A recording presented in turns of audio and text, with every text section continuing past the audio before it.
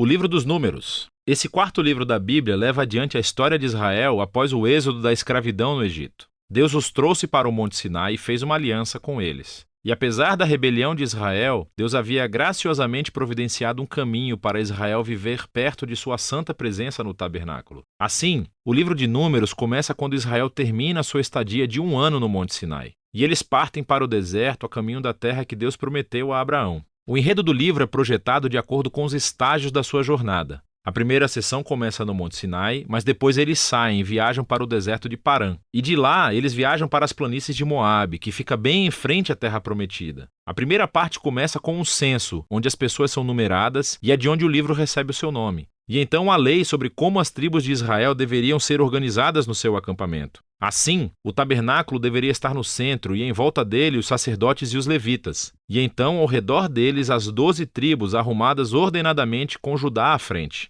Tudo isso fazia parte do simbolismo elaborado de como a presença santa de Deus deveria estar no centro da sua existência como povo. Tudo isso é seguido por uma série de leis que desenvolveram as leis de pureza do livro de Levítico. Se a presença de Deus estivesse entre eles, todo o esforço deveria ser feito para que o acampamento fosse puro, um lugar que pudesse acolher a santidade de Deus. No capítulo 10, a nuvem da presença de Deus se eleva do tabernáculo e guia Israel para longe do Sinai e para dentro do deserto. E imediatamente as coisas dão terrivelmente erradas. No capítulo 11, o povo começa a reclamar sobre a sua fome e sede e como querem voltar para o Egito. E no capítulo 12, os próprios irmão e irmã de Moisés começam a se opor e falar mal dele na frente de todo o povo. Essa viagem não está começando muito bem. A próxima sessão começa quando os israelitas chegam ao deserto de Parã, a meio caminho da Terra Prometida. E Deus diz a Moisés para enviar 12 espiões, um de cada tribo, para que eles possam espiar a Terra Prometida. Quando todos os espiões retornam, 10 deles dizem que não há chance de Israel sobreviver lá porque os cananeus os destruirão. Mas há 2 espiões, Caleb e Josué, que dizem que Deus pode salvá-los. Mas os 10 levam as pessoas a uma fúria medonha e começam a planejar um motim. Eles vão nomear um novo líder e voltar para o Egito. Então Deus fica compreensivelmente irritado e Moisés intercede em favor do povo. Ele chama Deus para ser fiel às suas promessas a Abraão. E Deus faz isso, mas não às custas da sua justiça.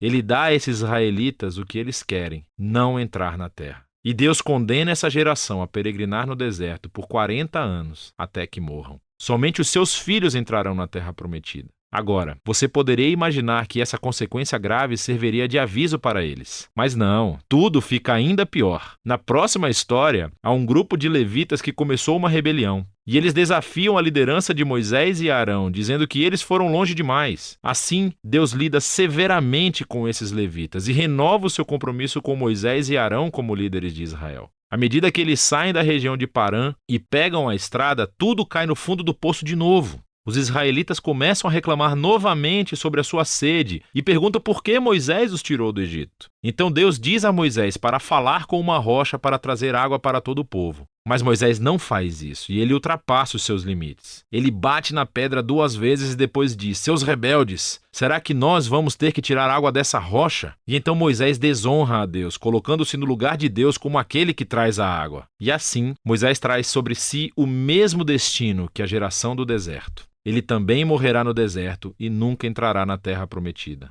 Depois disso, os israelitas se rebelaram novamente, e Deus traz um juízo muito estranho sobre eles, serpentes venenosas para vir e morder o povo. E assim, Moisés novamente intercede em nome do povo. E Deus diz a Moisés para fazer uma serpente de bronze e levantá-la em um poste. Quem olhasse para essa serpente seria curado da picada venenosa. É um símbolo muito estranho, mas está à altura do desafio que Deus impôs: ser fiel à aliança. Ele está certo em trazer justiça ao mal e ao pecado dos israelitas. Mas até a justiça de Deus se transforma em uma fonte de vida para aqueles que buscarão a cura de Deus. A partir daqui, as pessoas vão para as planícies de Moabe. E a primeira parte principal dessa sessão se concentra na figura estranha de Balaão. O rei de Moabe está assustado com esse grupo enorme de pessoas que viaja pelo seu território. Então ele contrata um feiticeiro pagão, Balaão, para amaldiçoar Israel. E 3 vezes diferentes Balaão descobre que não pode amaldiçoá-los. Ele só pode pronunciar bênçãos sobre Israel. Lembre-se da promessa de Deus a Abraão em Gênesis 12. Assim, Balaão não só não pode amaldiçoar Israel, mas Deus realmente lhe dá uma visão sobre um futuro rei israelita que um dia trará a justiça de Deus a todas as nações. Essa visão lembra a promessa de Jacó a Judá em Gênesis capítulo 49. Vale a pena parar para refletir sobre o fluxo do livro até agora. As histórias de rebelião no deserto se amontoam, ficando cada vez piores.